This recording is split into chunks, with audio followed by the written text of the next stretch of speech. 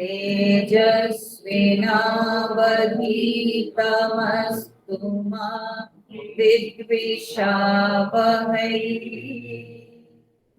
ओम शांति शांति शांति।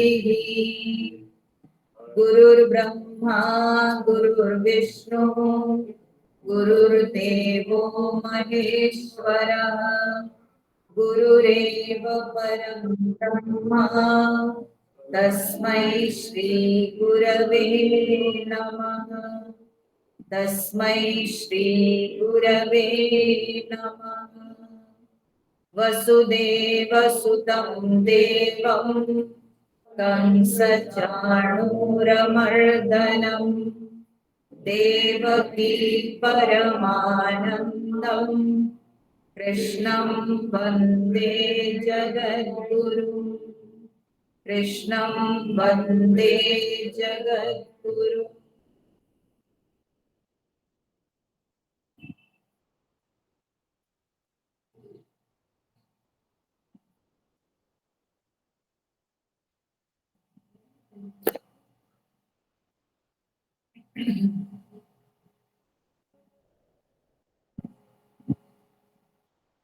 श्री कृष्ण गोविंद हरे मुरारे।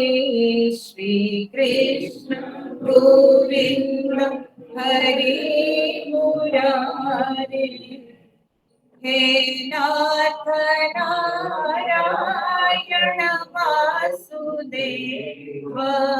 हे नाथ नारायण वासुदेव। श्री कृष्ण गोविंद हरे मुरारे। श्री कृष्ण गोविंद हरे मुरारे। हे नाथ नारायण वासुदेव। श्री कृष्ण गोविंद हरे मुरारे।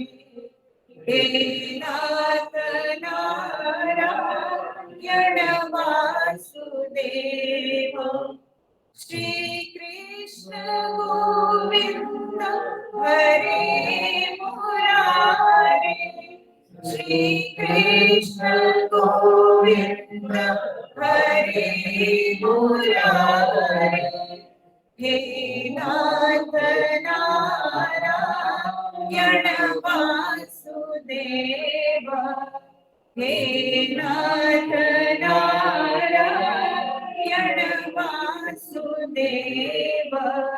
श्री कृष्ण गोविंद हरे मुरारे। श्री कृष्ण गोविंद हरे मुरारे।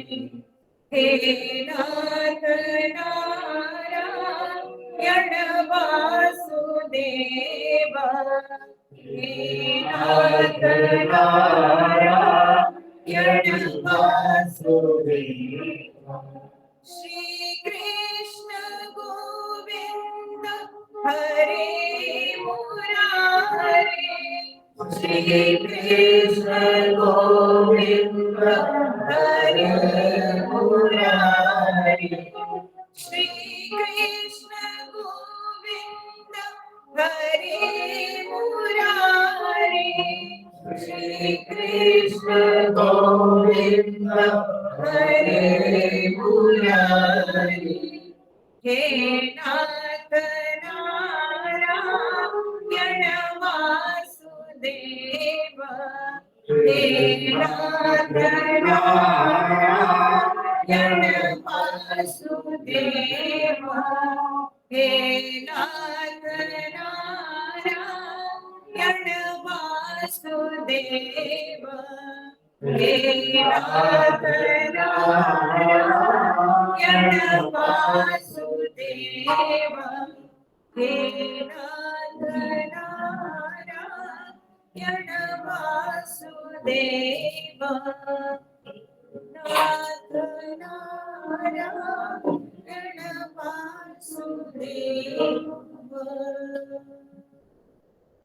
बोलिए श्री कृष्ण चंद्र भगवान की जय।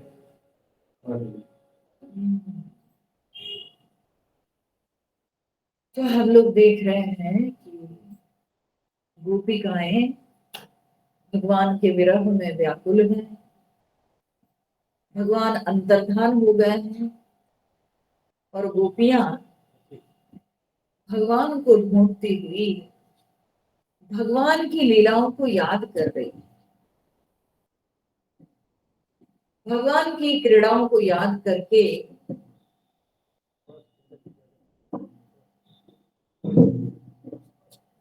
वो भगवान के वियोग दुख में व्याकुल हो रही है। तो इसी में क्या गोपियां गाती है, तो हम लोग देखेंगे आज 13वां नंबर श्लोक से। ठीक है, तो 13वां नंबर श्लोक का हम लोग पाठ करते हैं। गोप्य ऊचुः प्रणत कामदम् पद्मजार्चितम्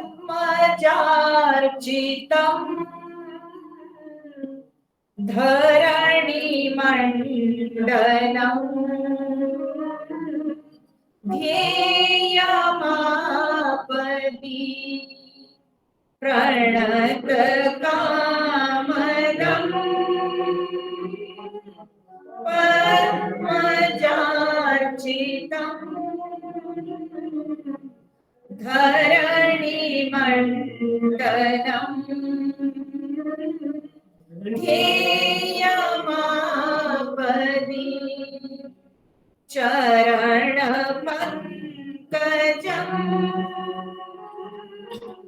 शन्तमुच्यते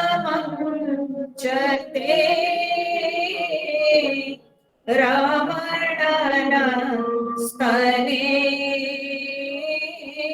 स्वर्पयाधिहन्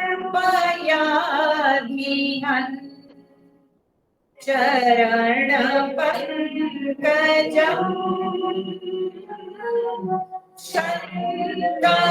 शन्तमुच्यते रमणनस्तने स्वर्पयाधिहन् रमणनस्तने स्वर्पयाधिहन्।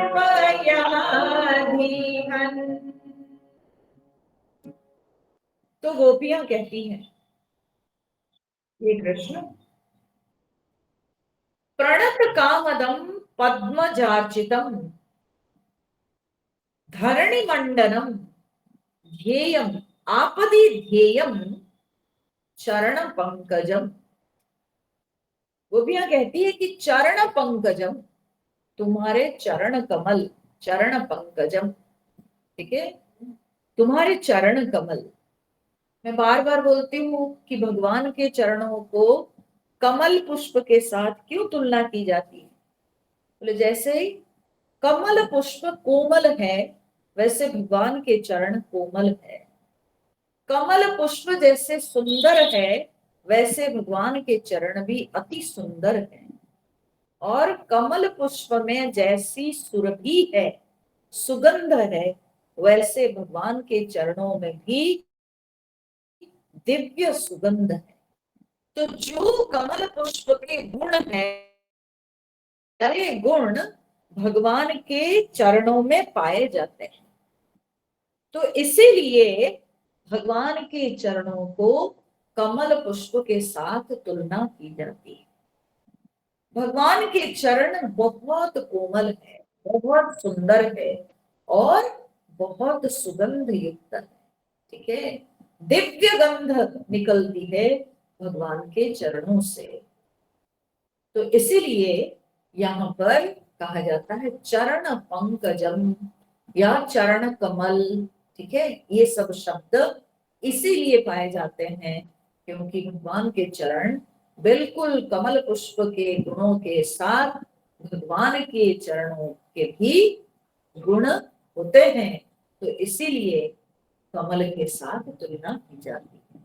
तो गोपियां कहती है उस सुंदर दिव्य अलौकिक चरण को, चरण पंकजम, और वो चरण कैसा है, तो बोले प्रणत कामदम। ठीक है, प्रणत कामदम, वो चरण क्या है, बोले वो चरण है कामदम। कामदम माने काम देने वाला, काम माने यहाँ पर इच्छा, अपनी इच्छाओं की पूर्ति करने वाला। अपने मन में जो भी हमारी इच्छाएं हैं, जो भी कामनाएं हैं, अगर हम भगवान के चरण के आश्रित होंगे, अगर हम भगवान के चरणों में जाकर प्रार्थना करेंगे, तो निश्चित रूप से हमारी इच्छा की पूर्ति होगी। तो इसीलिए कामदम माने इच्छा की पूर्ति करने वाला है भगवान का चरण। पर किनकी इच्छाओं की पूर्ति, तो यहां कहा जाता है प्रणत कामदम। प्रणत, प्रणत माने जो भगवान के चरणों में विनम्रता पूर्वक झुकते हैं। ठीक है, जो अभिमानी अहंकारी है, उनकी इच्छाओं को कभी भगवान के चरण पूर्ण नहीं करते हैं। ठीक है, भगवान उन्हीं लोगों की इच्छाओं की पूर्ति करते हैं, या भगवान के चरण से उन्हीं लोगों की इच्छाएं पूर्ण होती है जो लोग भगवान के चरणों में आत्मनिवेदन करते हैं, अपने आप को पूरी तरह से समर्पित कर देते हैं। अपने आप को जो लोग भगवान के चरणों में निवेदन कर देते हैं, वही लोगों की इच्छाओं की भगवान के चरण पूर्ति करते हैं। ठीक है, ऐसे नहीं कि हम अगर अभिमान अहंकार, आजकल क्या बताएं, राम राम राम, नहीं बोलना ही अच्छा है। आजकल तो नई पीढ़ी, हाँ, के जो लोग हैं, उन लोग को भगवान के सामने प्रणाम करने में भी शर्म है। ठीक है, भगवान के सामने प्रणाम करने में भी उनको शर्म आता है, वे झुकते नहीं। अब न्यू स्टाइल का प्रणाम हो गया है, क्या पता है, अरे वो वहां तक कहा जाता है हाथ, हाथ को मैं तो बोल देती हूँ, मेरा मुंह बड़ा खराब है, मैं बोल देती हूँ, तो तुम जूठा क्यों कर रहे हो, हाथ को मुंह में टच कर करके जूठा क्यों करते हो, और उस जूठे हाथ से क्या दिखाना चाहते हो। ठीक है, आजकल के जो न्यू जनरेशन के लड़के लड़कियां हैं ना, मतलब उनके सिर तक भी हाथ नहीं पहुंचता। ठीक है, और झुकना तो बिल्कुल भी नहीं। ठीक है, और हम लोग की संस्कृति में कही गई है साष्टांग प्रणाम। साष्टांग माने सह अष्ट अंग, 8 अंगों के साथ प्रणाम करना है। ठीक है, सिर भी लगेगा, जो है नाक भी, ठुड्डी भी, छाती भी, पेट भी, पैर भी, हाथ भी, सब कुछ, सारे अंग पूरी तरह से जो है जमीन पर सटा करके हम भगवान को प्रणाम करना चाहिए। अभी भी अगर आप दक्षिण भारत में जाओगे तो देखोगे कि वहां पर ये प्रचलन है कि वे मंदिरों में जाते हैं तो बिल्कुल साष्टांग प्रणाम करते हैं।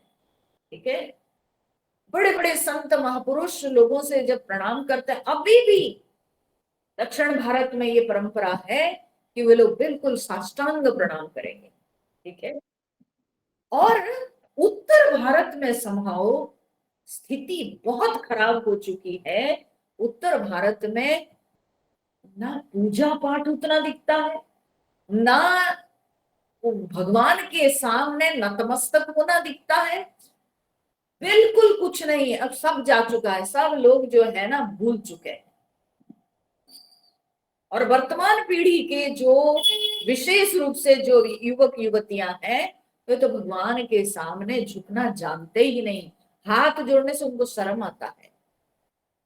ठीक है, बड़े बुजुर्गों को भी, बच्चे लोग भी आजकल ऐसे बोलने लगे हैं, नमस्ते अंकल।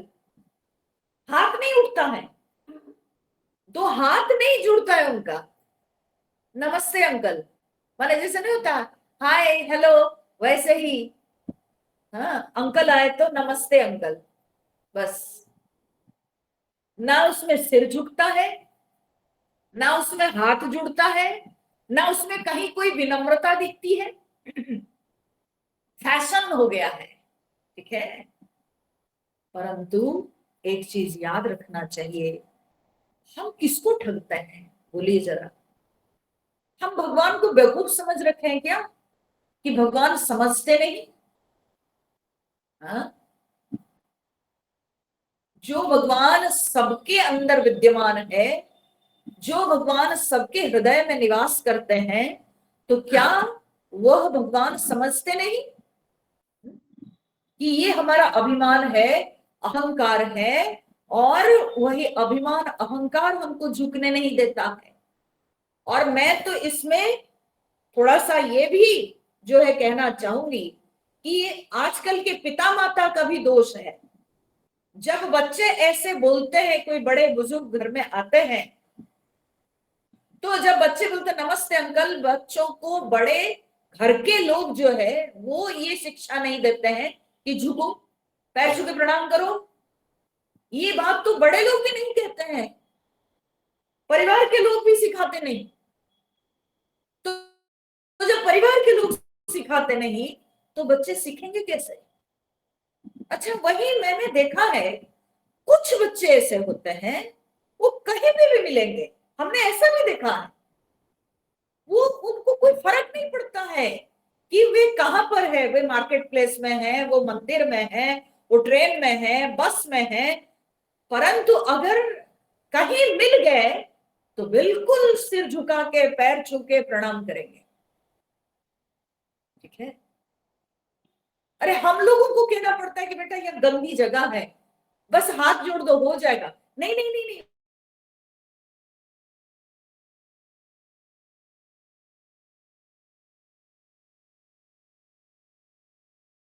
कम, बहुत कम दिखता है, ठीक है।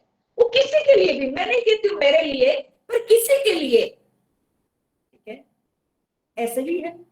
भाई क्या फर्क पड़ता है, हम कहीं हैं, हमको कौन देख रहा है, तो देखने दो ना, दूसरे देखेंगे तो सीखेंगे। तो हमको तो करना चाहिए जो सही, और दूसरे हमको देखेंगे तो प्रेरित होके वैसे करेंगे। लेकिन क्या है कि आजकल हम झुकना जानते ही नहीं, ठीक है। तो भगवान से प्रार्थना करके गोपियां कहती है कि प्रणत कामदम, आपके चरण कामद है, सारी इच्छाओं का पूर्ण करने वाला है, परंतु किनके? न प्रणत, ठीक है, जो पूरी तरह से नतमस्तक है, जो पूरी तरह से नम्र है, जो पूरी तरह से आपके चरणों में झुकते हैं, उन्हीं लोगों की इच्छाओं की पूर्ति करने वाला है आपका चरण, ठीक है। मनुष्य के अंदर जो है चार पुरुषार्थ होते हैं, ठीक है। धर्म पुरुषार्थ, अर्थ पुरुषार्थ, काम पुरुषार्थ, मोक्ष पुरुषार्थ। मोक्ष पुरुषार्थ बहुत कम, बहुत बिरले लोगों के अंदर है, परंतु वह भी एक इच्छा है। पुरुषार्थ माने पुरुष की इच्छा, ठीक है। तो वो भी एक मनुष्य की इच्छा है, जो सबसे ऊंची इच्छा है, पर है वो भी एक इच्छा है। जो भी हो, ये चार पुरुषार्थ होते हैं, ठीक है। व्यक्ति के अंदर ये इच्छा रहती है। तो जब व्यक्ति की एक एक इच्छा की पूर्ति होती है, ठीक है, तो व्यक्ति को बड़ा सुख मिलता है, ठीक है। इच्छा की पूर्ति होती है तो उसको सुख मिलता है। आप सोचो कि ऐसे कोई स्थान हो जाए जहां ये चारों के चारों पुरुषार्थ प्राप्त हो जाए, और वो स्थान कहाँ है? ना भगवान के चरण है। भगवान के चरणों में चारों पुरुषार्थ है, चारों नहीं बल्कि भक्तों ने कहा पांचवा पुरुषार्थ प्रेम भी है। ठीक है, धर्म पुरुषार्थ, अर्थ पुरुषार्थ, काम पुरुषार्थ, मोक्ष पुरुषार्थ। यद्यपि भक्तों को मोक्ष नहीं चाहिए तो पांचवा पुरुषार्थ प्रेम भी मिल जाता।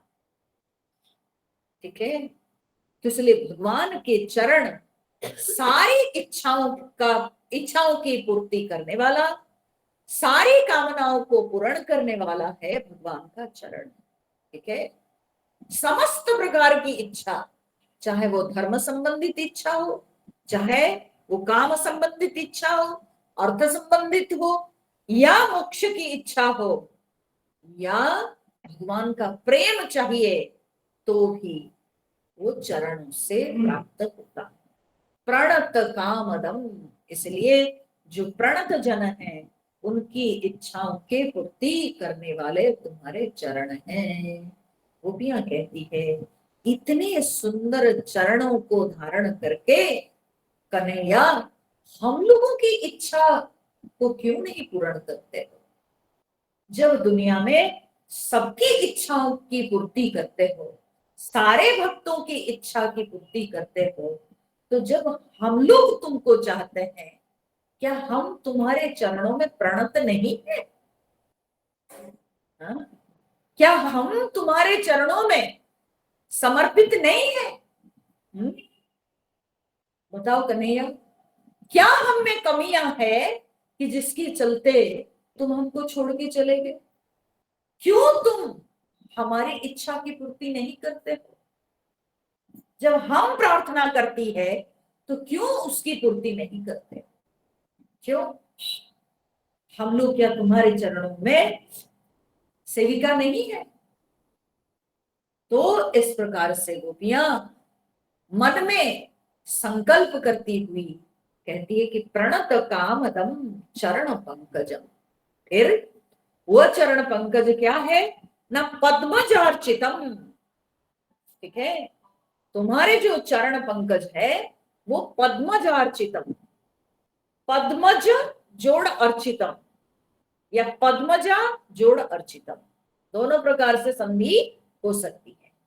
तो अगर हम कहेंगे कि पद्मज, पद्मज माने कमल से जात हुए, पुल्लिंग शब्द में लेंगे पद्मज तो ब्रह्मा जी, भगवान के नाभि कमल से निकले हैं ब्रह्मा जी। ठीक है, और अगर पद्मजा कहेंगे तो लक्ष्मी जी। ठीक है, तो लक्ष्मी जी है पद्मजा। तो इसीलिए पद्मज अर्चित कहिए या पद्मजा अर्चित कहिए, यानी ब्रह्मार्चित या लक्ष्मी के द्वारा पूजित। ठीक है, भगवान के चरणों की पूजा ब्रह्मादि देवता सब करते हैं, भगवान के चरणों की सेवा, चरणों की पूजा लक्ष्मी जी भी करती है। लक्ष्मी जी तो छोड़ती नहीं, लक्ष्मी जी नित्य निरंतर भगवान के चरणों की सेवा करती रहती है। ठीक है, तो यहां गोपियां कहती है कि वो तुम्हारे जो चरण पंकज है, चरण कमल, जिस चरण कमल के पूजा ब्रह्मा जी करते हैं, जिस चरण कमल की पूजा लक्ष्मी जी करती है, वो चरण धरणी मंडलम। वो धरणी मंडलम, धरणी मतलब पृथ्वी।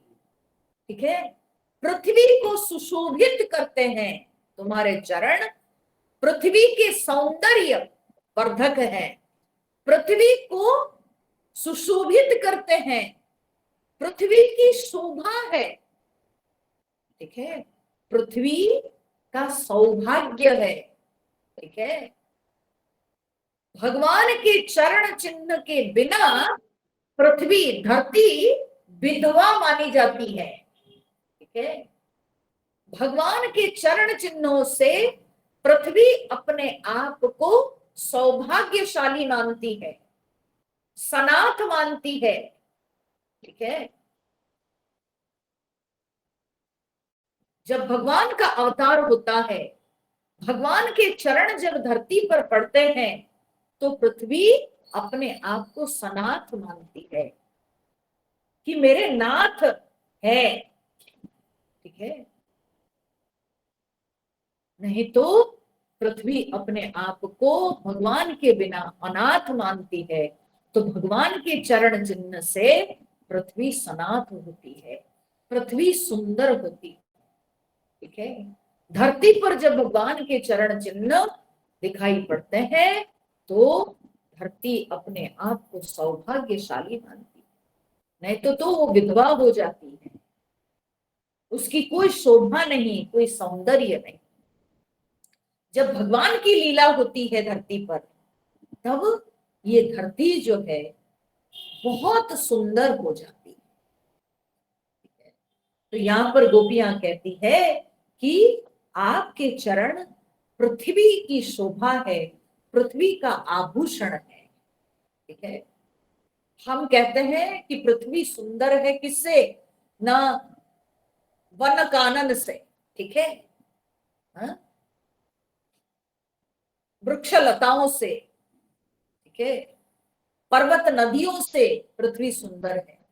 परंतु पृथ्वी से पूछो कि तुम्हारी शोभा क्या है, तो पृथ्वी कहेगी कि मेरी शोभा मेरे प्रभु के चरण चिन्ह है।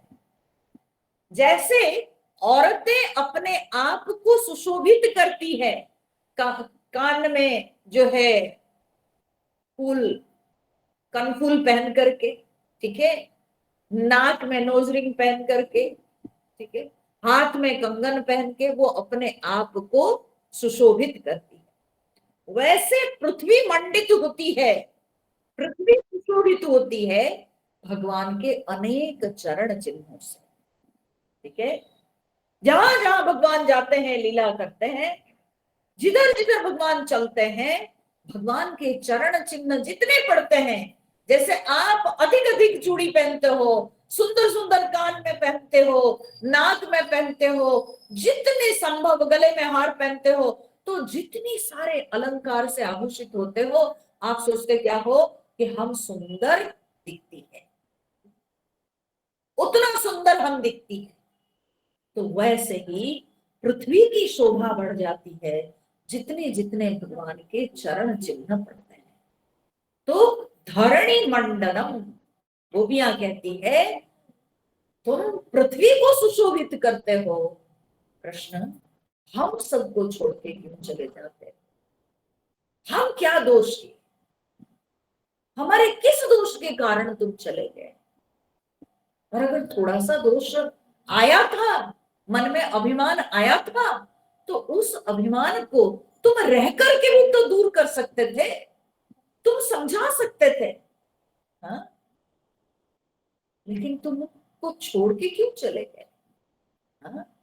तुम पृथ्वी की शोभा को तो क्यों छोड़ के चले गए? धरणी मंडलम आपदी ध्येयम, और आपदी ध्येयम, आपदी मतलब क्या है? आपद मतलब क्या है ना? संकट, समस्या, ठीक है, आपदी अर्थात संकट समस्या में ध्येयम, ध्येय मतलब ध्यान करना चाहिए।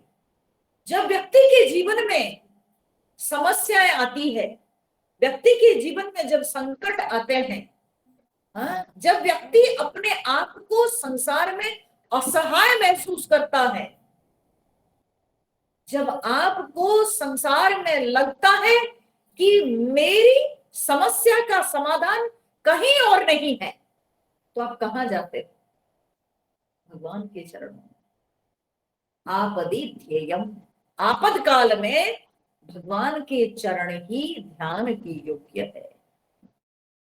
संकट के समय केवल भगवान के चरण ही एकमात्र आश्रय है। और भगवान के चरणों में जो शंख चिन्ह है, चक्र चिन्ह है, अंकुश चिन्ह है, ये सब भक्तों के संकट को दूर करने के लिए भगवान अपने चरणों में भी ये सारे चिन्हों को धारण कर रखे हैं। हाथ में खाली भगवान अस्त्र शस्त्र धारण करते हैं ऐसी बात नहीं है, अपने पैरों में भी धारण कर रखे हैं। समझ रहे हैं? ऐसी बात नहीं कि भगवान हाथ में खाली हाँ धनुष बाण चक्र ये सब धारण कर रखे, नहीं, भगवान के चरणों में भी ये सारे चिन्ह हैं।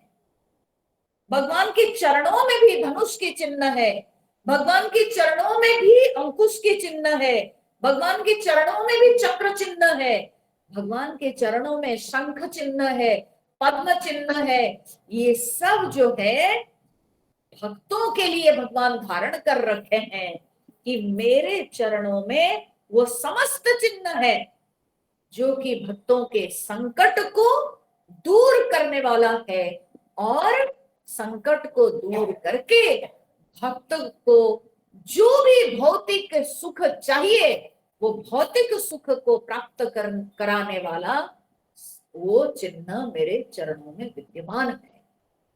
तो भक्त जब भगवान के चरण के निकट पहुंचता है तो भगवान अपने चरणों से उसके सारे कष्ट का निवारण कर देते हैं।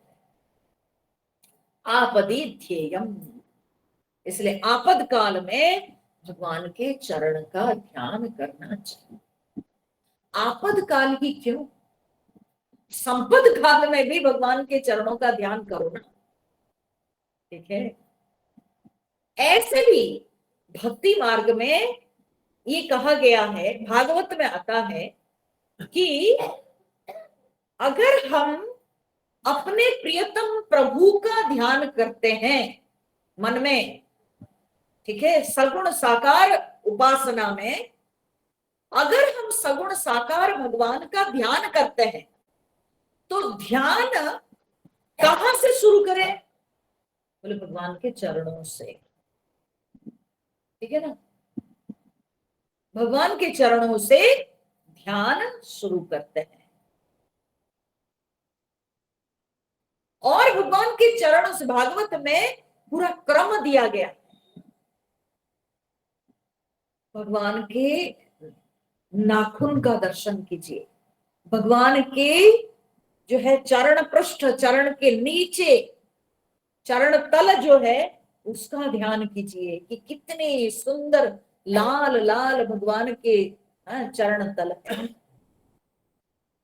तो वो सब ध्यान करते हुए धीरे धीरे एड़ी, फिर धीरे धीरे घुटने, ऐसे करते हुए धीरे धीरे धीरे धीरे भगवान की पूरी छवि, भगवान का पूरा रूप का ध्यान करना चाहिए। यही ध्यान की प्रक्रिया है। जब हम सगुण साकार का ध्यान करते हैं तो यही ध्यान की प्रक्रिया है कि भगवान के चरणों से शुरू करके धीरे धीरे धीरे धीरे एक एक अंग करके ऊपर भगवान के मस्तक तक पहुंचना और फिर मस्तक से चरण तक पहुंचना है, ठीक है। इस तरह से जो है भगवान का ध्यान करना चाहिए।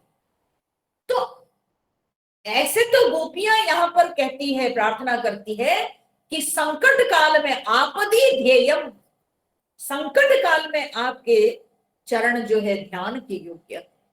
मैं तो कहूंगी संकट नहीं, संपत काल में भी, ठीक है, आपद नहीं संपत काल में भी भगवान के चरण ध्यान के योग्य है। हमेशा भगवान के चरण ध्यान योग्य। हर समय जब भी हम बैठे हैं, चल रहे हैं, तो अपने ध्यान को, अपने मन को भगवान के चरणों में रखना चाहिए, ठीक है। हमेशा अपना मन भगवान के चरणों में रहना चाहिए, ठीक है। तभी जाकर के हम अपने मन को नियंत्रण में रख सकते हैं। बहुत लोग पूछते हैं मेरा मन तो बहुत भटकता रहता है माता जी, क्या करें? हम बोले अपने भगवान के चरणों का ध्यान करो। तो बोले हम काम करते हैं तब, मैं बोले काम तो हाथ से कर रहे हो, पैर से कर रहे हो, शरीर से कर रहे हो, मन को भगवान के चरणों में लगाओ, बस मन में भगवान के चरणों का ध्यान करो। तो चलते फिरते सब जगह, हाँ सब जगह, कौन मना किया है आपको? ठीक है, आप देखो भगवान के चरणों का ध्यान करोगे तो कितनी प्रसन्नता आएगी। आप देखो भगवान के चरणों के ध्यान करके कि कितनी जल्दी आपके संकट दूर हो जाएंगे। हम भगवान के चरणों के आश्रित तो होते नहीं और जाकर के भटकते किधर, ना संसारी मनुष्यों के यहाँ। ठीक है, इधर उधर जाते हैं और कोई पूछता नहीं। इसलिए यहाँ पर गोपियां कहती है कि तुम्हारे चरण कमल आपदी ध्येयम, दुख के समय, संकट के समय, समस्या में तुम्हारे चरण ध्यान के योग्य है। चरण पंकजम शंतमम, शं, शं माने क्या है ना, मंगल, शम मंगल, मंगलतम शंतमम। ठीक है, तुम्हारे चरण जो है वो मंगलतम है, कल्याणतम है, सबसे कल्याणकारी, सबसे मंगलकारी है तुम्हारे चरण, संतमम। ठीक है, उससे मंगलकारी और कुछ नहीं हो सकता है।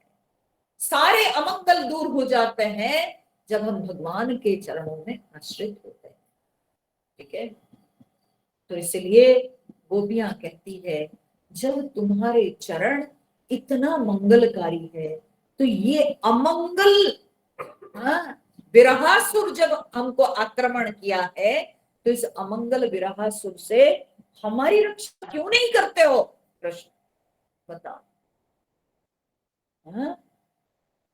तो इस अमंगल, इस विरह रूपी अमंगल से हमारी रक्षा करो ना।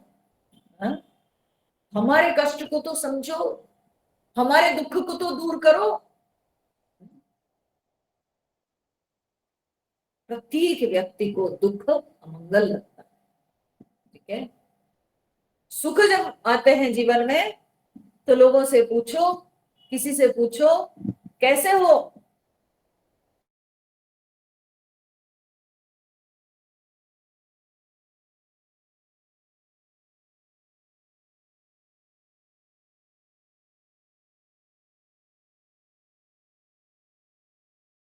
सब मंगल ही मंगल। अब अगर कुछ गड़बड़ हो जाता है तो क्या है, क्या बताएं, सब अमंगल है। तो क्या मंगल है? अरे आज जो है ना बेटा स्कूल जा रहा था और गिर गया तो अमंगल हो गया। अरे ये तो चलते रहेंगे। तो थोड़ा सा जीवन में दुख आता है तो अमंगल ही अमंगल लगता है। ठीक है, तो यहाँ पर गोपियां कहती है संतमम, माने सबसे मंगलकारी है तुम्हारे चरण, संतमम। चते रमण, हे रमण, भगवान श्री कृष्ण को संबोधन करती है गोपियां, रमण, तुम रमते हो, सब में रमते हो। राधा रमण, गोपिका रमण, है ना, ऐसे हम लोग शब्द तो प्रयोग करते हैं, पर स्वयं गोपियां क्या कहती है कि हे रमण, है ना, तुम खाली हम में थोड़ी रमते हो, तुम सब में रमते हो। ठीक है, तुम सब में रमते हो रमण। न स्तनेषु अर्पय आधिहन, हे आधिहन, आधिहन माने क्या है? आधि का अर्थ क्या होता है? आधि का अर्थ होता है चिंता। ठीक है, जो मानसिक चिंता होती है उसको आधि कहते हैं। शरीर में व्याधि होती है। ठीक है, शरीर में व्याधि। ठीक है, स्थूल शरीर में व्याधि, सूक्ष्म शरीर में आधि, कारण शरीर में समाधि। ठीक है, और ये सब कुछ होते हैं उपाधि में। ठीक है कि नहीं? व्याधि, आधि, समाधि, ये सब उपाधि में ही होते हैं। तो आधि का अर्थ होता है चिंता, मानसिक चिंता, दुश्चिंता। ठीक है, जो मन को खाए जाती है। ठीक है, शास्त्र कहता है कि चिंता चिता समाख्याता, चिंता और चिता ये दोनों एक ही है, अंतर केवल एक बिंदु मात्र के। ठीक है, चिता तो मरे हुए व्यक्ति को जलाती है, परंतु चिंता जीवित व्यक्ति को जला देती है। ठीक है, जीवित व्यक्ति को चिंता जला देती है। तो ये चिंता जो व्यक्ति के जीवन में आती है वो नरक हो जाता है उसका जीवन। ठीक है, वो खाएगा पिएगा घूमेगा बात करेगा, परंतु अंदर अंदर वो जलता रहता है, अंदर अंदर दुखी रहता है, और उसका वो जीवन जो है वो नरक के समान हो जाता है। ठीक है, और वैसे व्यक्ति को आप देखिएगा कि वो भले खाएगा पिएगा सब करेगा, लेकिन दिन ब दिन जो है वो दुबला होता चला जाएगा। क्यों? अगर केवल खाने से हमारा शरीर का पोषण होता तो वो तो खाता पीता है, परंतु उसके शरीर में क्यों नहीं लगता है? क्योंकि चिंता व्यक्ति को खाती जाती है। ठीक है, तो गोपियां कहती है, कृष्ण को संबोधन करती है किस नाम से? आधिहन, आधी चिंताओं की हत्या करने वाला, चिंताओं का हनन करने वाला, चिंताओं का नाश करने वाले तुम हो। और जब सबकी चिंताओं का नाश करते हो तो हमारी चिंता को क्यों नहीं दूर करते हो? कान्हा बोलो। प्रत्येक शब्द जो है सूचित करता है यही कि गोपियों के दुख का निवारण हो, गोपियों का कष्ट का निवारण हो। ठीक है, गोपियां भगवान कृष्ण से जवाब चाहती है, भगवान कृष्ण को प्रत्यक्ष देखना चाहती है, तो इसीलिए वो रोकर कहती है, हे आधिहन, हे चिंता का नाश करने वाले, हे कृष्ण, हे रमण, अर्पय स्तनेषु नः, हमारे वक्षस्थल में तुम अपने चरणों को स्थापित कर दो। क्योंकि हमारे वक्ष में, हमारे छाती में इतना कष्ट है, अभी इतना विरह कष्ट है कि तुम अपने उस पवित्र सुंदर दुख निवारक चरणों को हमारे वक्ष पर स्थापित कर दो। जिन चरणों का मुनिजन ध्यान करते हैं, परंतु उनके ध्यान में तो कल्पित चरण है। हम जो भगवान के चरणों का ध्यान करते हैं, क्या हम सचमुच में भगवान के चरणों को देखे हैं? बताओ जरा, क्या हम भगवान के चरण कैसे हम देखे हैं? हम एक कल्पना करते हैं। ठीक है, तो मुनि ऋषि लोग, साधक लोग भगवान के तो कल्पित चरणों का ध्यान करते हैं, परंतु गोपियां यहां पर भगवान के सचमुच के चरणों को चाहती है। ठीक है, गोपियां यहां पर कल्पित चरण को चाहती नहीं,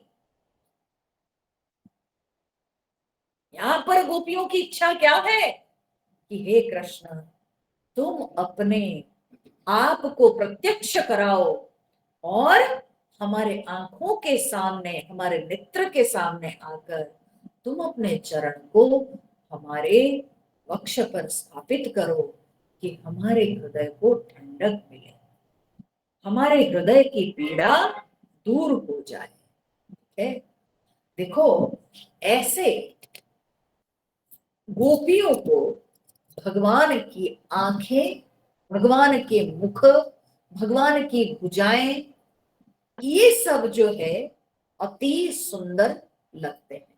ठीक है, परंतु यहां पर गोपियां क्योंकि कष्ट में पड़ी है, इसलिए वो भगवान के चरणों का ध्यान करती है। नहीं तो भगवान के मुख, भगवान के नेत्र, भगवान के भुजाएं वो गोपियों को अधिक प्रिय है, क्योंकि उन भुजाओं से भगवान गोपियों को आलिंगन करते हैं। भगवान अपने नेत्रों से गोपियों को देखते हैं। वो प्रेम भरी चितवन से भगवान गोपियों को अपनी ओर आकर्षित करते हैं। भगवान के मुख चंद्रमा इतना सुंदर है कि गोपियां एक टक देखती रह जाती है। इसलिए भगवान के नेत्र, मुख, भुजाएं गोपियों को, भगवान के वक्ष, क्योंकि भगवान के वक्ष पर गोपियां अपने मस्तक न्यस्त करती है, ठीक है, तो उसमें गोपियों को आनंद मिलता है। परंतु गोपी गीत में बार बार गोपियां भगवान के चरणों का ध्यान करती है, क्योंकि वो इतनी अभी असहाय हो गई है कि असहाय होकर उनको लगता है उनके चरण ही एकमात्र आश्रय है हमारे दुख को दूर करने के। इसलिए गोपियां अभी भगवान के चरणों का ध्यान करती है। नहीं तो प्रेम लीला में भगवान के हाथ, भगवान के वक्ष, भगवान के नेत्र, भगवान के मुख, ये सब जो है गोपियों को अत्यधिक प्रिय दिखाई पड़ते हैं, ठीक है। तो इस प्रकार से प्रार्थना करती हुई आगे गोपियां गाती है, सूरत वर्धनम शोकनाशनम स्वरित वेणुना सुष्ठुचुम्बितम् सुरतवर्धनम्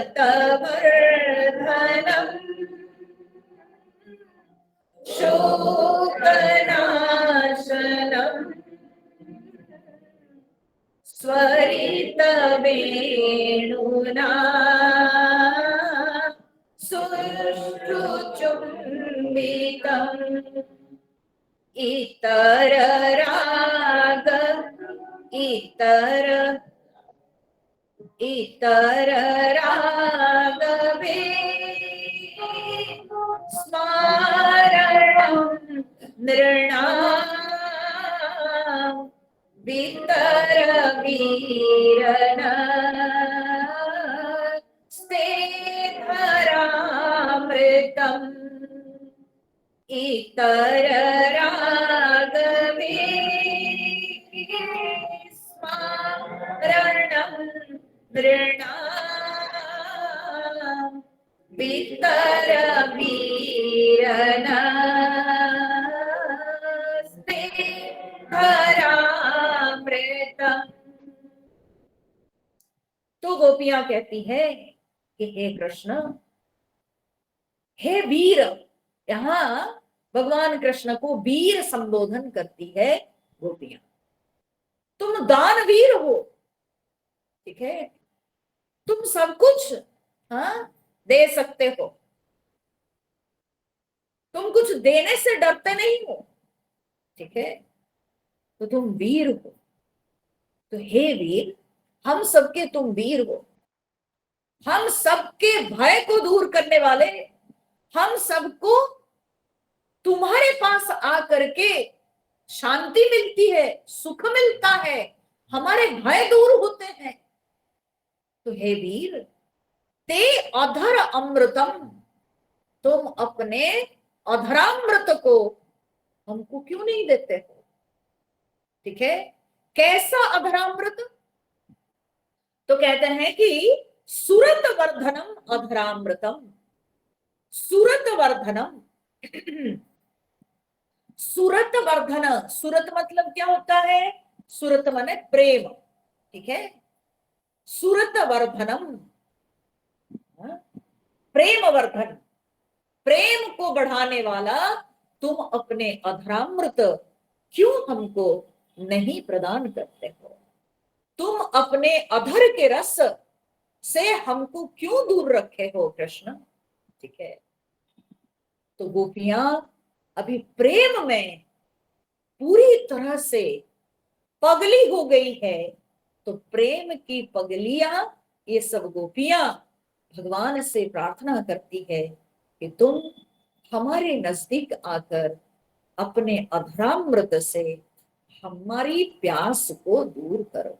ठीक है, तो जो कि सुरत वर्धनम, जो कि काम प्रेम का वर्धन करता है, वो अधरामृत हमको प्रदान करो। ठीक है, शोक नाशनम, और शोक को दूर करने वाला अधरामृत। ठीक है, सारे दुख शोक को दूर करता है। आज ही हम सवेरे ईशावास्य उपनिषद ले रहे थे, तो उसमें एक मंत्र आता है, तत्र कह मोह कह शोक एकत्वम अनुपश्य।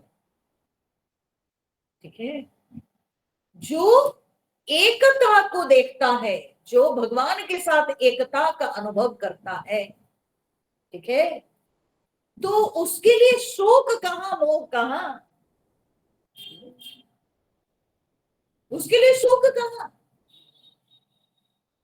तो भगवान जो कि आनंद के स्रोत है, सच्चित आनंद स्वरूप है परमात्मा, तो उस परमात्मा को जिसने देखा, उस भगवान को जिसने स्पर्श किया, उस भगवान को जिसने प्राप्त किया, तो उसके जीवन में शोक कैसे आ सकता है बताइए।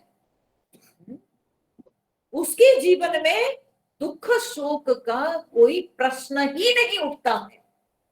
तो गोपियां कहती है कि तुम्हारे अधर में ऐसा अमृत है, ऐसा रस है, जो रस को हमको प्राप्त करा के हमारे शोक को प्रश्न तुम दूर कर दो। ठीक है,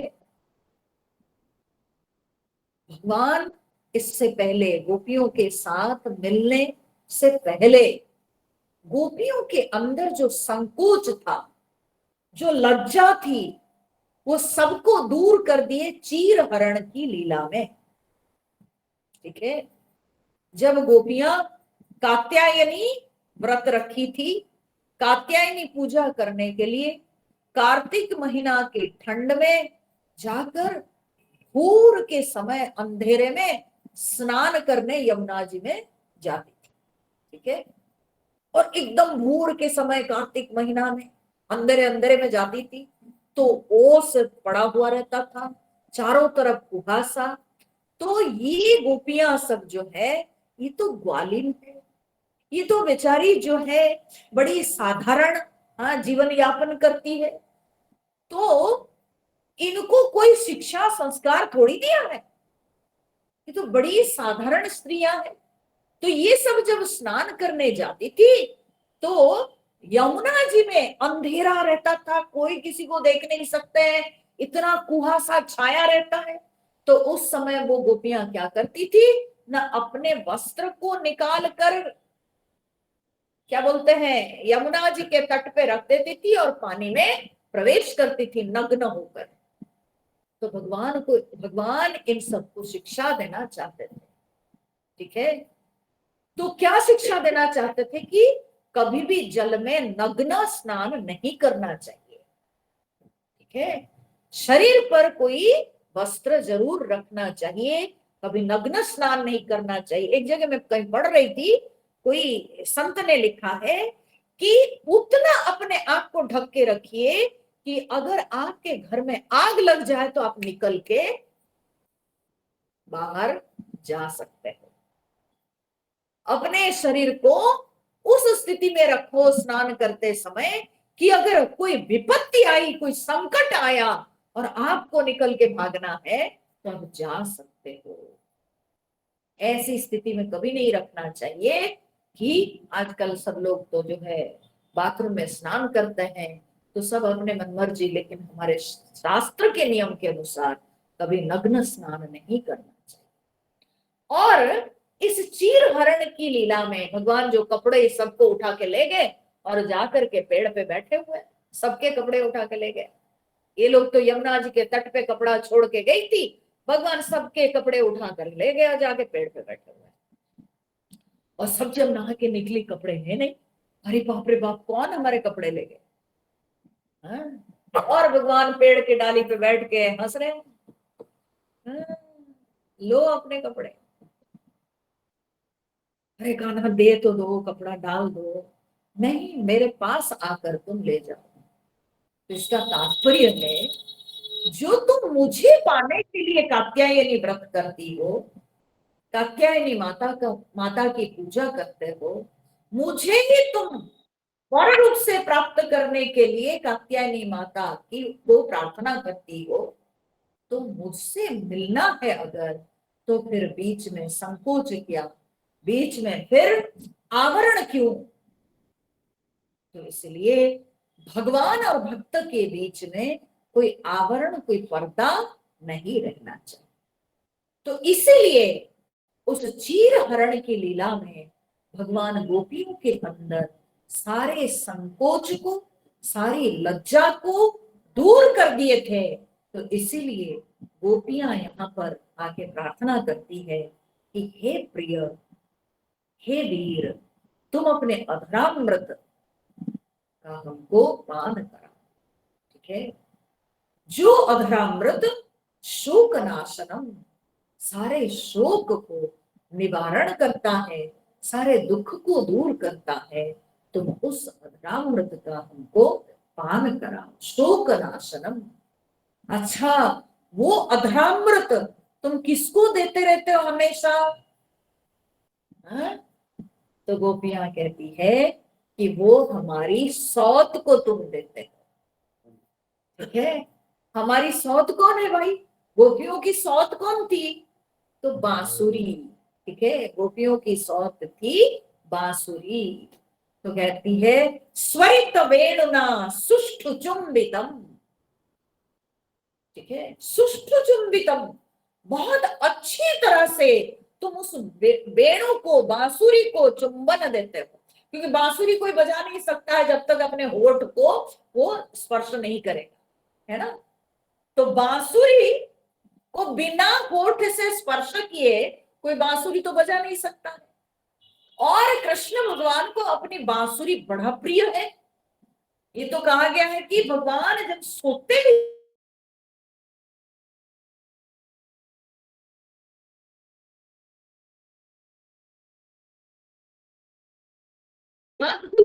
ठीक है, सबसे पहले भगवान अपने बांसुरी को पकड़ते हैं।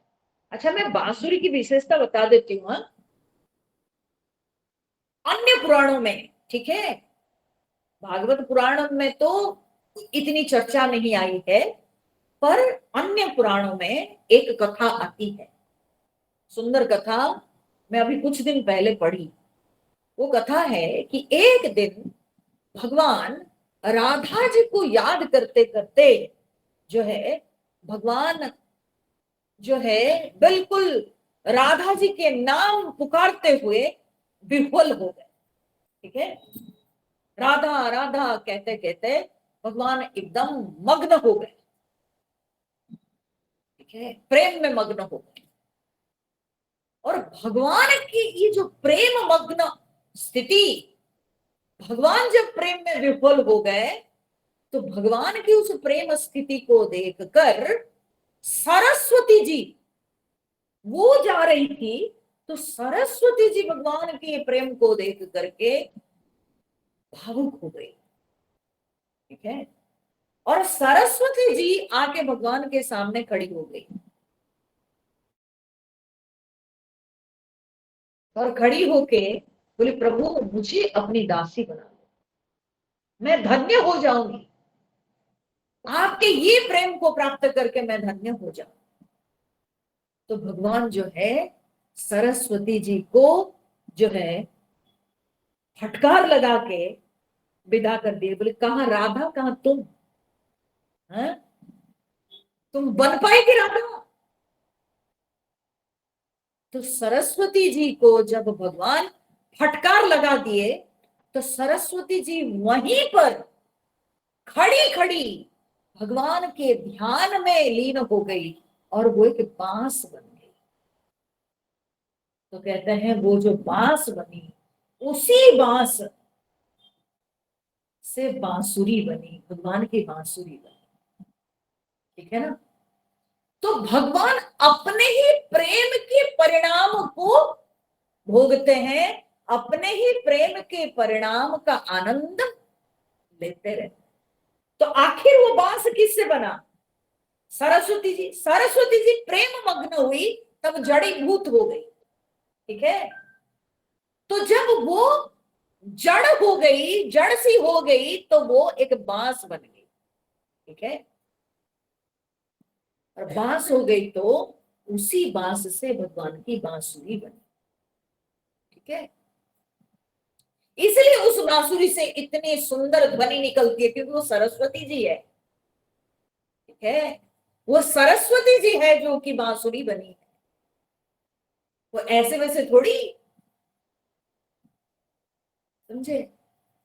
तो भगवान के अपने ही प्रेम की परिणति, खुद प्रेम मग्न हुए तो उनकी प्रेम से सरस्वती जी बांस बनी, और उस बांस से भगवान की बांसुरी। समझ रहे हो।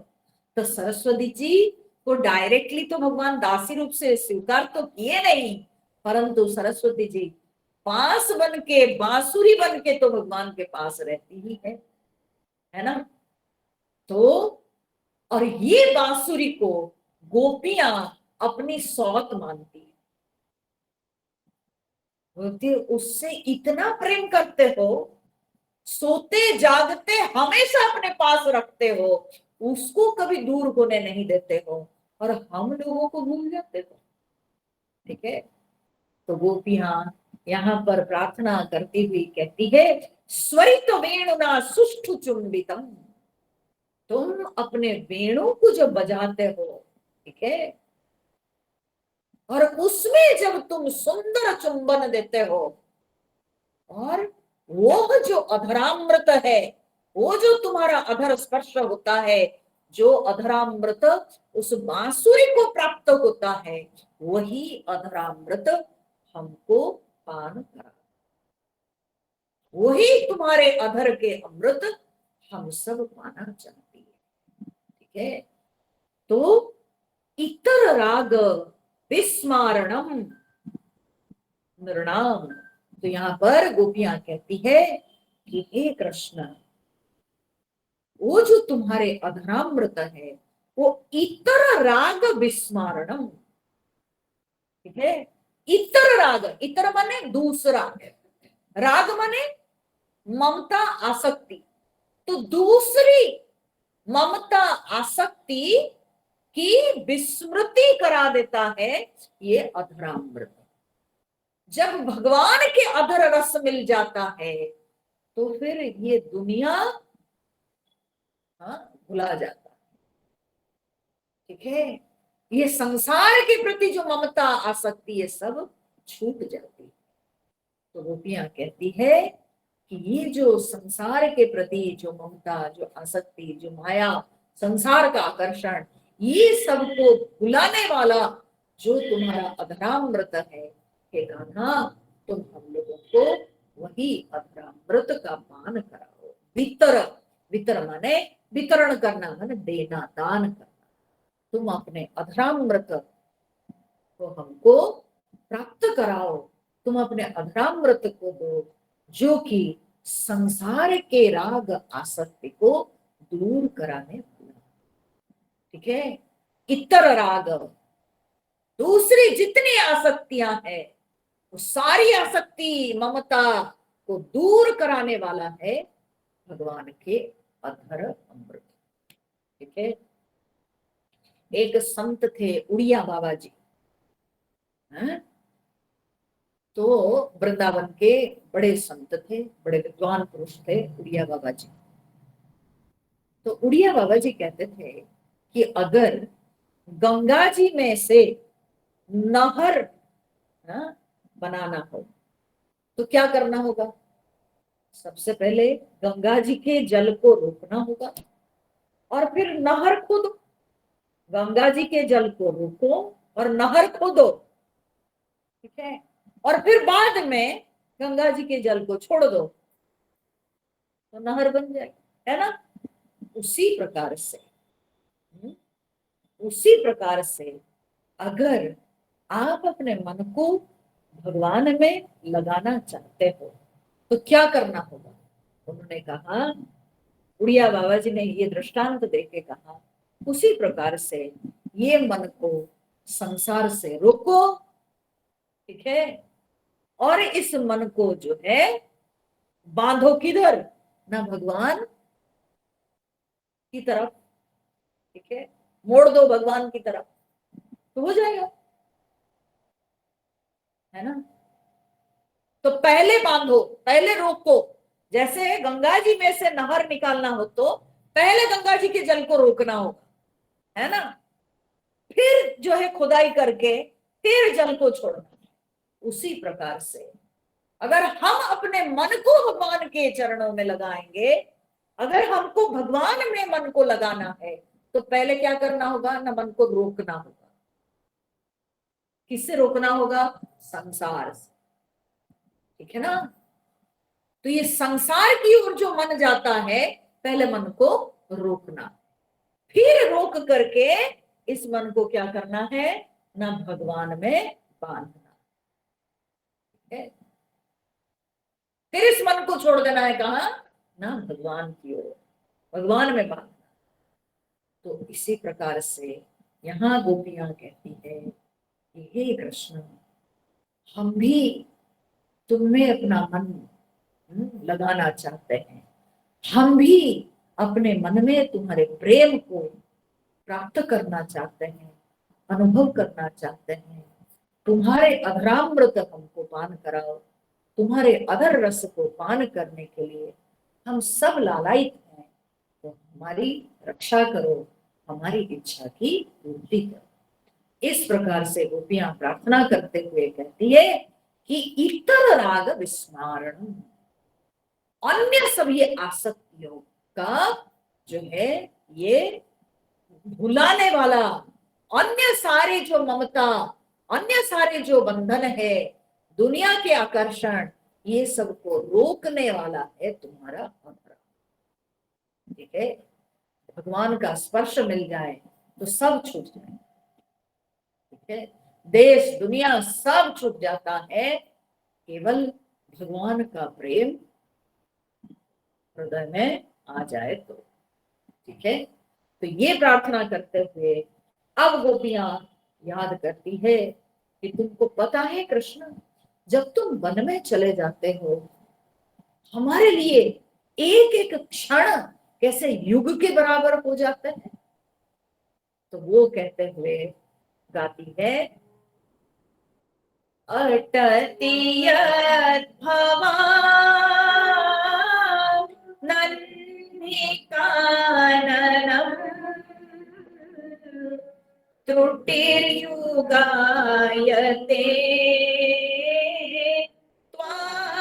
त्वामपश्यता अटति भवान्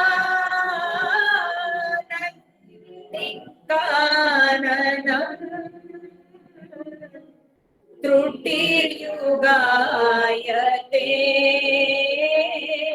त्वामपश्यता कुटिलकुन्तलम् श्रीमुखं च ते जड उदीक्षता पद्मकृदृशा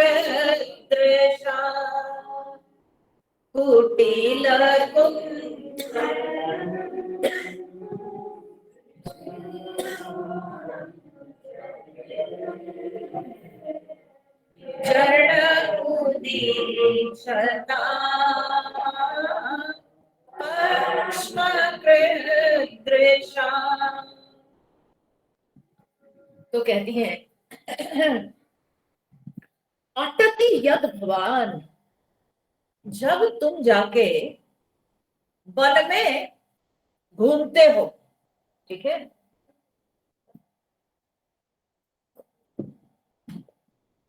और कब? ना अन्ही माने दिन के समय, अटति यद भवान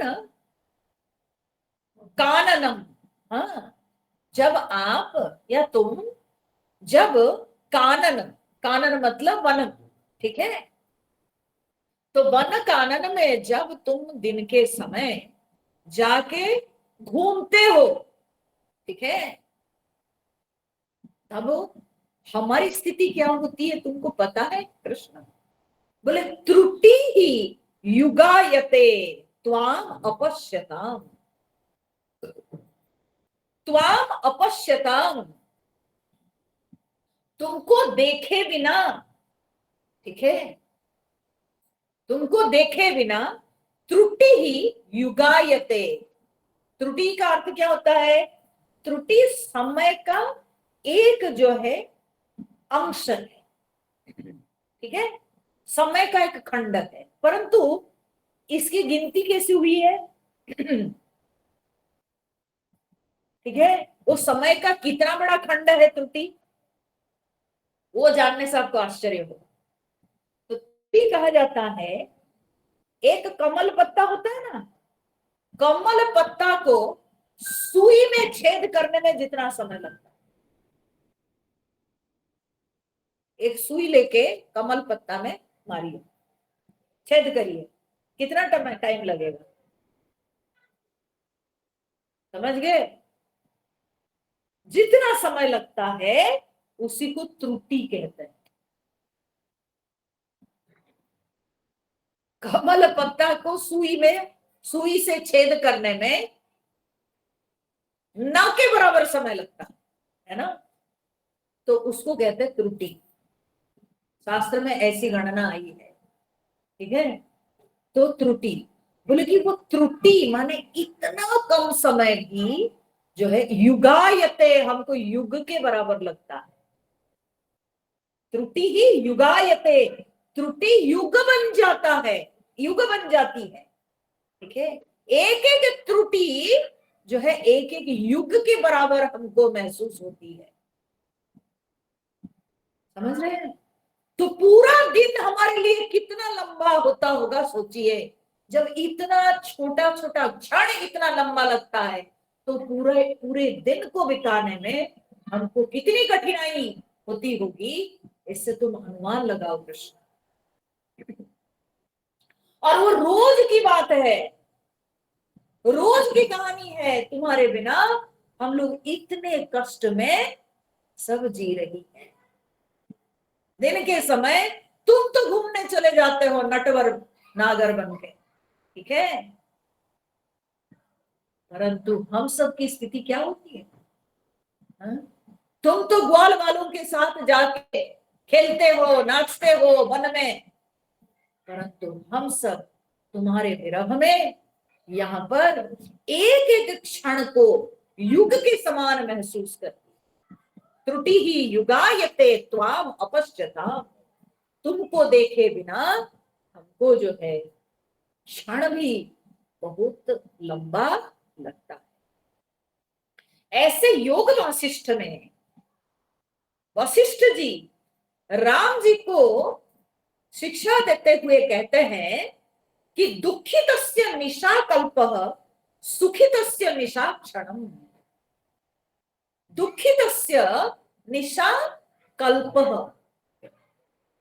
ठीक है, सुखितस्य निशा क्षणम, ठीक है, जो दुखित है, ठीक है, उसके लिए रात कल्प के समान।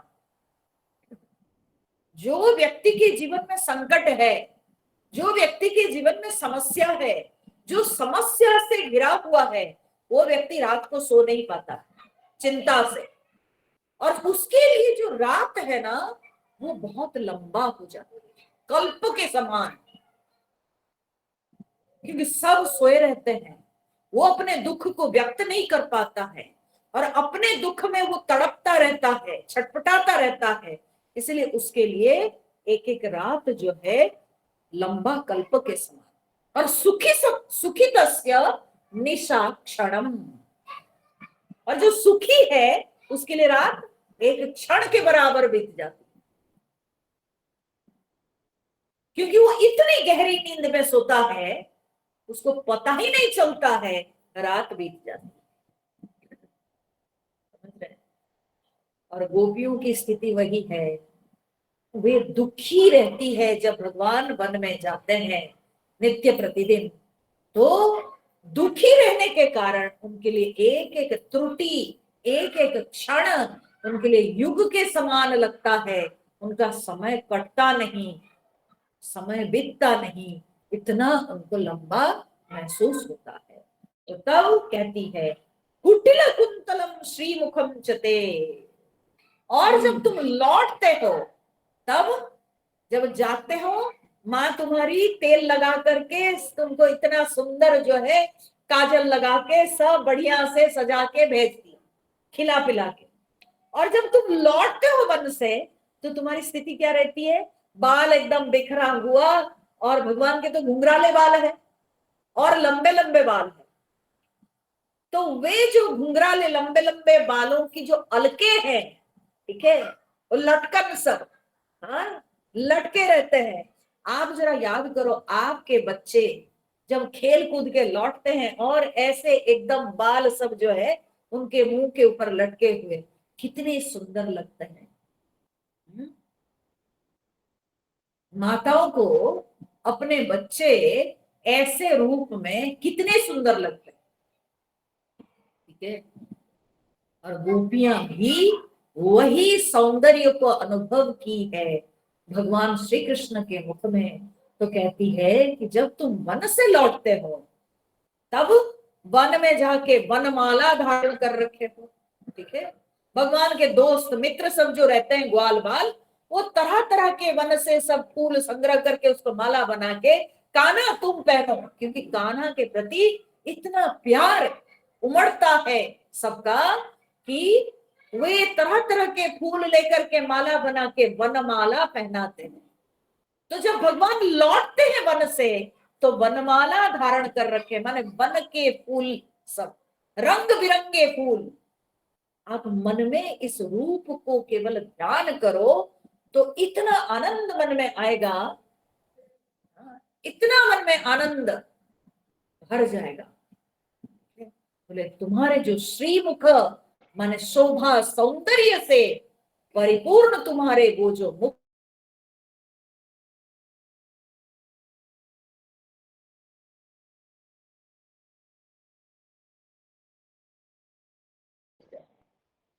और हम सब तुमको देखना जब चाहती है, उस समय होता क्या है? तो कह रही है कि दृशाम उदीक्षताम, उदीक्षताम दृशाम, ये हमारी आंखें भी उस समय, हमारी पलकें, ठीक है, हमारी पलकें सब उस समय हमारे दुश्मन बनते। कैसे? ना हमारी पलक जब गिरती है तो बड़ा गुस्सा आता है, उस समय मन करता है कि पलके ना गिरे, ठीक है। उदीक्षताम दृशाम, आंखों की जब पलकें गिरती है तो हमको बड़ा भार लगता है। और उस समय मैं मन में विचार आता है कि जड़ पक्ष्म कृत, पक्ष्म, पक्ष्म माने क्या है ना, पलके, ठीक है। तो जड़ माने ये पलकों को, कृत माने बनाने वाला, ये पलकों के जो सृष्टिकर्ता ब्रह्मा जी, सब तो ब्रह्मा जी बनाए हैं, ठीक है।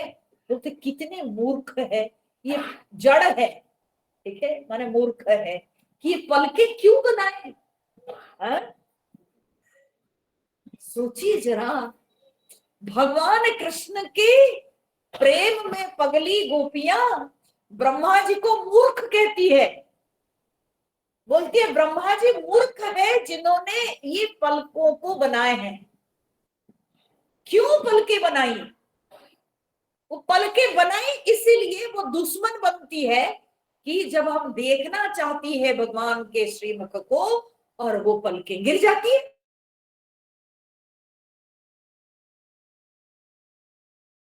है, वो भी सहन नहीं होती है।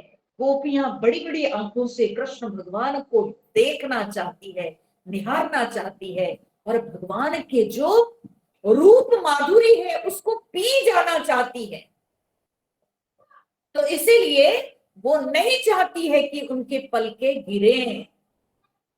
तो मन में तब गुस्सा में आकर के विचार करती है कि ये ब्रह्मा जी कितने मूर्ख हैं कि आंखों के ऊपर एक पलक दे दी।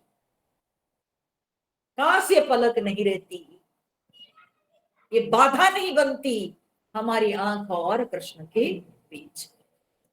समझ रही है? तो गोपियों के लिए भगवान की बांसुरी सौत के बराबर, गोपियों के लिए ये पलके जो है ये दुश्मन है, और ब्रह्मा जी मूर्ख है। क्यों? क्योंकि केवल गोपियों को भगवान के प्रेम चाहिए, और भगवान के प्रेम को चाहती है इतनी, माने इतनी मात्रा में वो चाहती है, इतना अधिक चाहती है, जिसके चलते वो ब्रह्मा जी को भी तुच्छ सोचती है, और वो अपने आंखों की पलकों को भी वो दुश्मन मानती। ठीक है, तो कहती है ब्रह्मा जी तो जड़ है। फिर गोपियां जो है भगवान से प्रार्थना करती हुई कहती है, निवेदन करती है कि कृष्ण तुम क्या ये नहीं समझते हो कि हम तो समाज में निंदिता हो गई। हम अपने पति पुत्र बांधव घर द्वार सब छोड़ के, धर्म छोड़ के, नीति नियम सब छोड़ के आ गई। हम तो निंदित हो गई, समाज में सब हमारी निंदा करेंगे, लेकिन किसके लिए? केवल तुम्हारे लिए। और तुम ही अगर हमको परित्याग करोगे तो फिर हम कैसे जिएंगे? सोचो जरा, हमारे पास बचता क्या है? ठीक है, आप सोचो। संसार में एक साधारण दृष्टांत हम देते हैं, हालांकि ये दृष्टांत इसके साथ बिल्कुल तुलनात्मक नहीं है। साधारण समाज में एक व्यभिचारिणी स्त्री जो विवाहिता है, परंतु उसको अपने पति से प्रेम नहीं है, कोई दूसरे पुरुष से प्रेम है। कोई दिन वो उस पुरुष के पास जाए और वो पुरुष उसका तिरस्कार कर दे, जाओ तुम, हमसे कोई मतलब नहीं, जाओ तुम। अगर वो पुरुष उसको परित्याग कर दे तो स्त्री को कैसे लगेगा? इधर से पति तो छूटा, हाँ? मैं कभी पति से तो प्रेम नहीं कर पाई, जिसके चलते मेरे पारिवारिक संबंध गया, दाम्पत्य जीवन तो गया, और जिसके लिए मैं दाम्पत्य जीवन के सुख को तुच्छ समझी, उसने भी मेरा त्याग कर दिया। अब मैं कहां गिरूं? बता। जब संसार में ये होता है तो गोपियों को तो स्वयं, हाँ, प्रेम के जो स्वामी हैं, हाँ, जो सारे रस के मालिक हैं, वो कृष्ण से उनको प्रेम था। अगर वो कृष्ण उनको त्याग दे तो गोपियों का क्या होगा?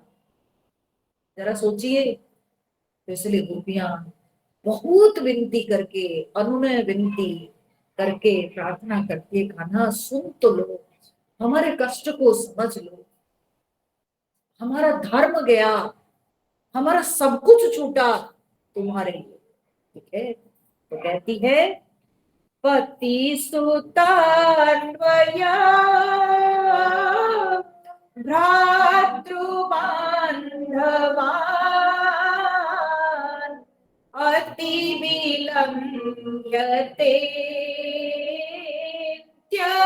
च्युतागता पति सुतान्वया भ्रातृबान्धवान्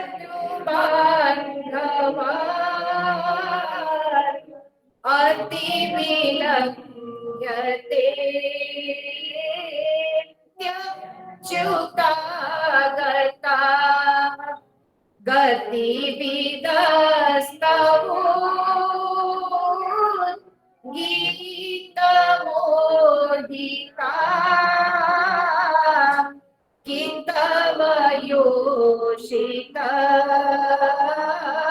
कस्त्यजे निशि कि तव योषितः कस्त्यजेन्निशि। तो गोपियां यहाँ पर कहती है, पति सुत अन्वय भ्रातृ बांधवान अति विलंघ्य ते अंति अच्युता गताः। बोले कि गोपियां कहती है कि हे अच्युत ते आगताः, ठीक है, ते अंति ते आगताः, तुम्हारे निकट हम सब आ गई है, ठीक है, तुम्हारे पास, ठीक है, अंति का मतलब पास, निकट, ठीक है, तो ते अंति आगताः, तुम्हारे पास हम सब आ गई। और कैसे करके? बोले कि पति सुत अन्वय भ्रातृ बांधवान अति विलंघ्य, अपने पति, परिवार, स्वामी, पुत्र, अन्वय माने कुल, सब कुछ, अपने परिवार के सब लोगों को, भ्रातृ बांधवा, जो शादीशुदा थी, जो विवाहिता थी, वो अपने पति पुत्रों को छोड़ के चली आई। जो नहीं विवाहिता थी तो वो अपने भाई, है ना, भ्रातृ बांधवान, अपने भाई बंधु को छोड़ के चली आई, है ना। तो दोनों प्रकार की गोपियां थी, विवाहिता भी थी, अविवाहिता भी थी। तो गोपियां कहती है कि हम तो अपने सारे सगे संबंधियों को अति विलंघ्य, अति विलंघ्य मतलब क्या है?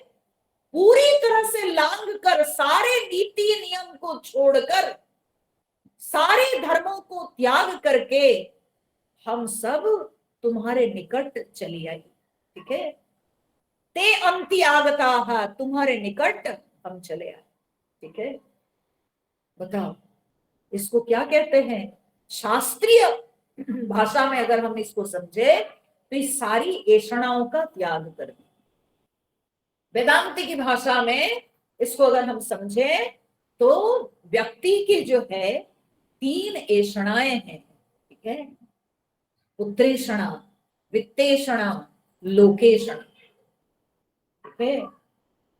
पुत्रेषणा पुत्र की आसक्ति, पुत्र की इच्छा, वित्तेषणा धन की इच्छा, ठीक है, लोकेषणा संसार में मेरे यश ख्याति कीर्ति हो, लोग मुझे जाने पहचाने, तो हम जो है जगत में अपना नाम बनाना चाहते हैं, इसको लोकेषणा कहते हैं, ठीक है।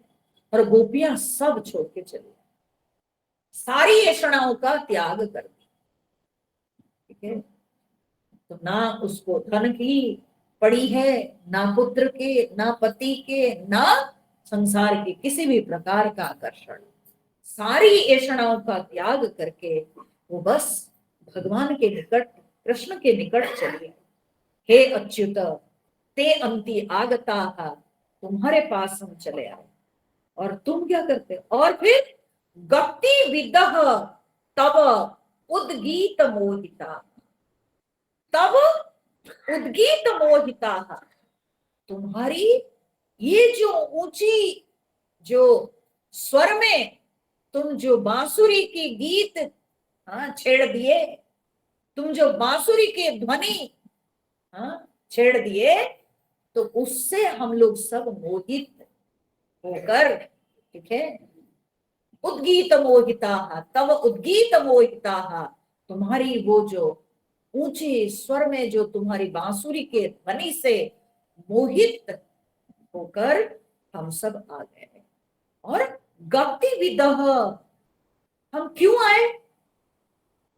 क्योंकि गति विदह, हम तुम्हारी गति को समझती है, तुम्हारी गति को हम समझते हैं, तुम्हारी चाल को हम समझते हैं, तुम्हारी भावनाओं को हम सब समझती है, ठीक है।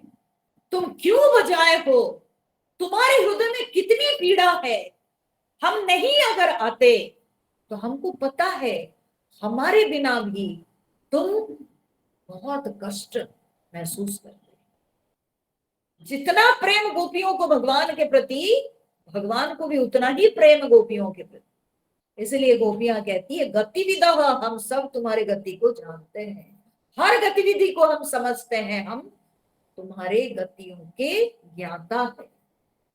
तुम क्यों बांसुरी बजाए? देखो मैं एक बात बताऊं, प्रत्येक प्रेमी जो है अपने प्रेमास्पद की सारे प्रेमास्पद के संकेत को समझता है। ठीक है, प्रेमी अपने प्रेमी के सारे संकेत को, सारे इशारों को वो समझता है, दूसरे कोई नहीं समझेंगे। ठीक है ना? तो इसलिए गोपियां यहाँ कहती है कि गतिविधा, हम सब तुम्हारे सारी गति को जानती है, हम पहचानती है, हम सब समझती है कि तुम क्यों बांसुरी बजाए, क्योंकि तुम हमको चाहते हो। तुम्हारे हृदय में हमारे बिना भी पीड़ा है, तुम्हारी पीड़ा को समझकर हम तुम्हारे पास दौड़ के चले आए, और आज तुम छोड़ के चले गए। हाँ? ये कहाँ का न्याय है? तुम्हारी पीड़ा को दूर करने के लिए हम सब अपने पति पुत्र बंधु बांधव भाई सबको छोड़ के चली आई, और तुम हमको छोड़ के चले गए। बताओ कृष्ण, ये तुम्हारा कैसा न्याय, ये किस तरह का नियम? कितव योषित कह त्यजेत निशि। अरे कितव माने कपटी, कितव माने कपटी। अरे कपटी, तुम निशि माने रात्रि के समय कह त्यजेत, कह योषित त्यजेत। बताओ कौन रात्रि के समय स्त्रियों को त्याग करता है? हाँ? कौन स्त्री को, अबला नारी को रात्रि के समय अकेली छोड़ता है, जो कि तुम छोड़ के चले आए। हम तो अपने सारे धर्म को त्याग करके तुम्हारे पास आए, और तुम कौन सा धर्म किए? तुम तो महा अधर्म कर रखे हो कि हम जैसे अबला नारियों को तुम त्याग दिए हो रात्रि काल में। ठीक है, ये जो तुम अपने धर्म का त्याग किए हो, क्या ये सही किए हो? हम तो तुम्हारे लिए अपने धर्म छोड़े, और तुम हम सबको छोड़ के कौन सा धर्म कर रहे हो? क्या अच्छा धर्म किए बताओ? कौन छोड़ता है ऐसे? कब त्यजे निशि योषित, रात के समय स्त्री को अकेली कौन छोड़ता है? तुम क्यों छोड़े हो कृष्ण? चले आओ, दर्शन दो, चले आओ, हमको अपने मुख का दर्शन करो। इस तरह से गोपियां प्रार्थना करती है, गोपियां गीत के माध्यम से।